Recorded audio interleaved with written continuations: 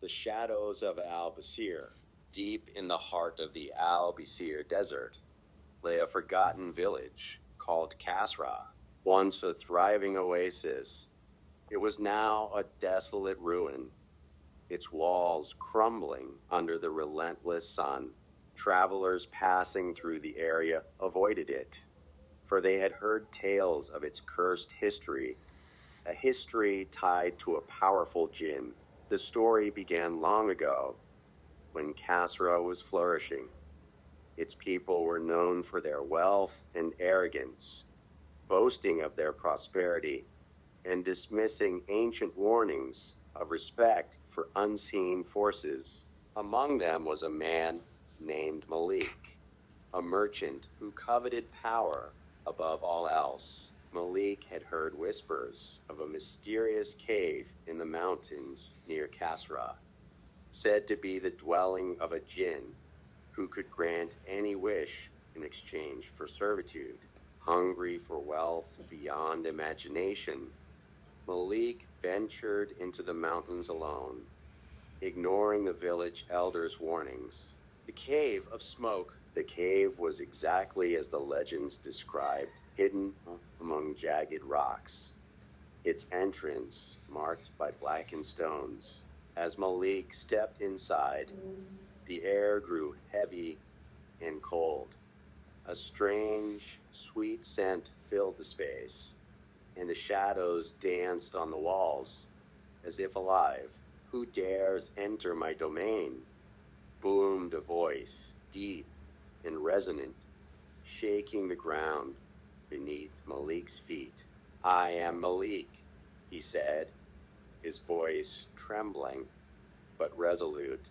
"I seek the jinn of this cave." From the darkness emerged a swirling mass of black smoke, its form shifting until it coalesced into a towering figure. The jinn's amber eyes burned like twin suns, and its voice was a chilling whisper. "You seek power, mortal?" it asked, its grin revealing jagged teeth. "Do you understand the cost?" "I do," Malik replied, though his heart raced with fear. "I will pay any price." The jinn laughed, a sound that echoed endlessly in the cave. "Very well, your wish shall be granted. But know this, the cost will not be measured in gold or blood. It will be measured in time." Before Malik could ask what the jinn meant, it vanished into smoke, leaving behind a strange black mark on his forearm, a swirling symbol that pulsed faintly. The prosperity of Kasra. When Malik returned to Kasra, his wealth multiplied overnight.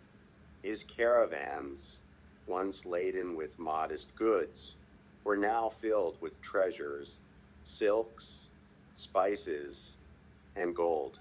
His power grew, and soon he was the most influential man in the village. But with his newfound wealth came strange occurrences. The once clear skies over Kasra darkened, and an eerie wind swept through the streets at night. People began to disappear, their bodies never found. Whispers of curses and ill omens spread, but Malik dismissed them. "The jinn has blessed me," he told himself. "There is no curse." The first warning. One night, Malik awoke to a strange sound, a low, guttural whisper that seemed to come from every corner of his grand home.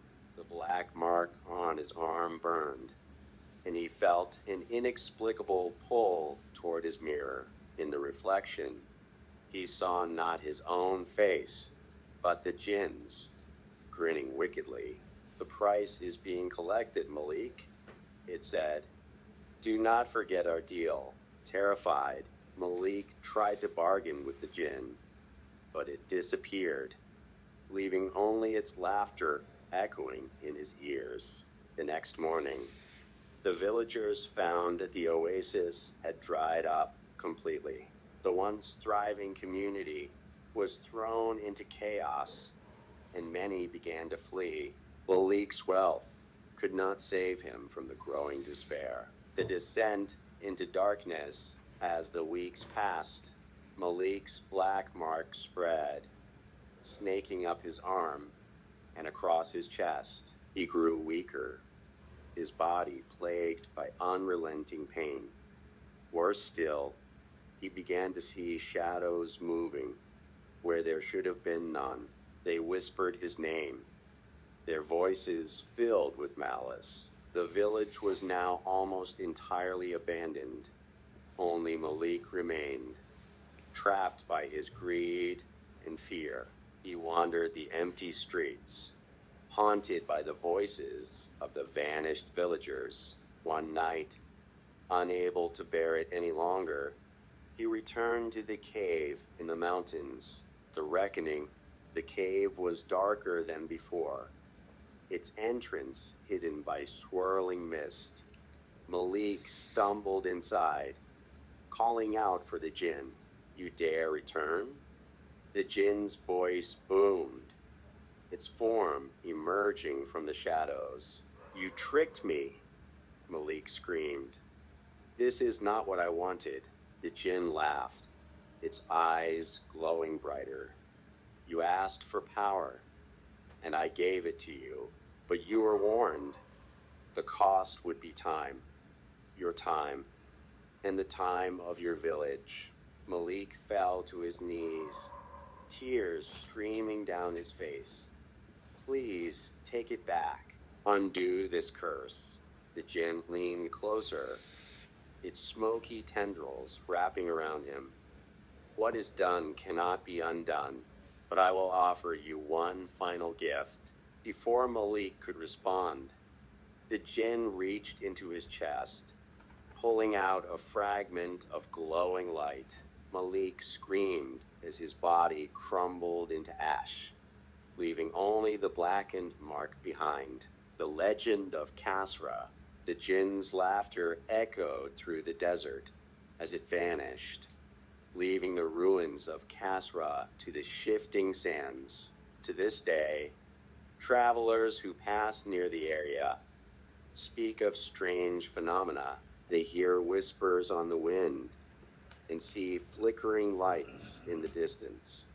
Those foolish enough to venture into the ruins often return with stories of shadowy figures and a black mark that appears on their skin, an unshakable sign that the jinn's curse lives on. And deep in the mountains, the cave remains, waiting for the next soul foolish enough to seek its power.